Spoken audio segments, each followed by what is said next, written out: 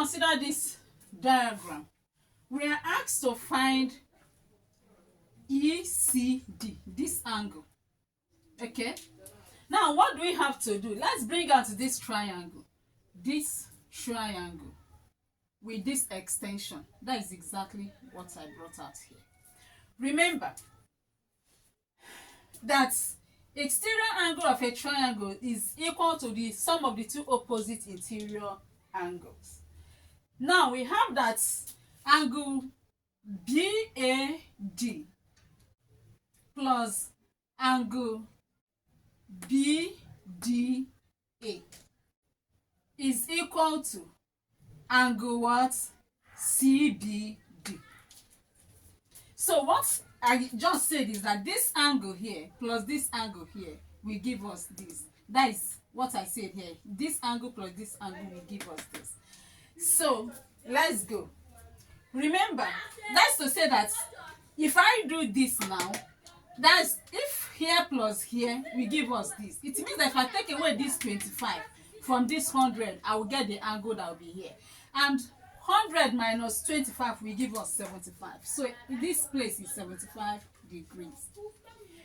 And remember, we have been told that here and this line are equal. That is this sign. So it means that base angle of isosceles triangle are equal.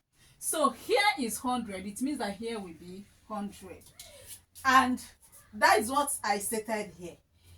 CBD is equal to DEC. CBD is equal to what? ECD. Okay? In that case, this here and here are equal. So here is 100. And remember that angle here and angle here are equal. Why? This is a chord, and this chord subtends this angle at this segment. The same chord subtends this angle at the same segment, this segment. So they are angled on the same segment. So it means that here is 100. Okay? Now, if this side now is 100, and we have already gotten that this place alone, only here is 75. So it means we can find this place. If we take away this 75 from this 100, we will get this angle here. And that is exactly what I stated this place. I said here that CBD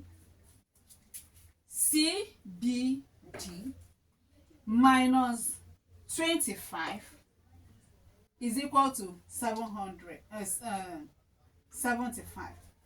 And I said that CBD is equal to BCD. That is this thing, the base angle of isos. So it then means that 100 minus 75 will give us this angle. So, and that will give us 25. Because 100 minus 75 will give us 25. So it means that the angle here is 25 degrees. And that is what we have. So our ECD is equal to 25 degrees. I hope that is clear. If the probability that A will pass an exam is 2/3, and the probability that B will pass the same exam is 3/5, find the probability that both will pass the exam. B, only one will pass the exam. C, at least one will pass the exam. Let's do that of A first. A, the probability that both will pass exam means that A will pass and B will pass. And remember that and in probability means multiplication. So it means the probability that A will pass multiplied by the probability that B will pass. And that is exactly what we have here. 2 multiplied by 3 is 6, and 3 multiplied by 5 is 15, which gives us, that is 6/15, which is 2/5.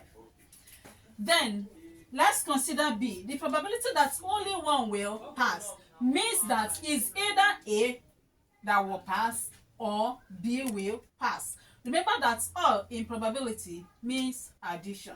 So the probability that A or B, that is A, that of A plus that of B, and we have the LCM is 15. 3 into 15 is 5. 5 into 2 is 10. 5 into 15 is 3. 3 by 3 is 9. So 10 plus 9 will give us 19 over 15, which is one whole number, 4 over 15. Then the probability that at least one will pass the exam is that the probability that A can pass, B will pass, and both will pass. So this is not mutually exclusive events. They can happen together. So in that case, we have, this is the formula for that. So the probability of A passing plus that of the B passing minus the probability of the intersection of both of them passing. And we have, this is the probability of A passing plus the probability of B passing minus this is the probability of both of them passing. Okay, remember we have already gotten that of both of them passing. I would have just used 2 over 5 instead of going ahead to repeat it. So in that case now, we have this plus this minus this, and that gives us 6 plus 9 minus 18 divided by 15, which will give us negative 1 over 5. And that is it. Okay? Please, if you like this, click on the subscription button, click on the like button and then the bell, so that when next I upload new video, you will be notified to come and watch.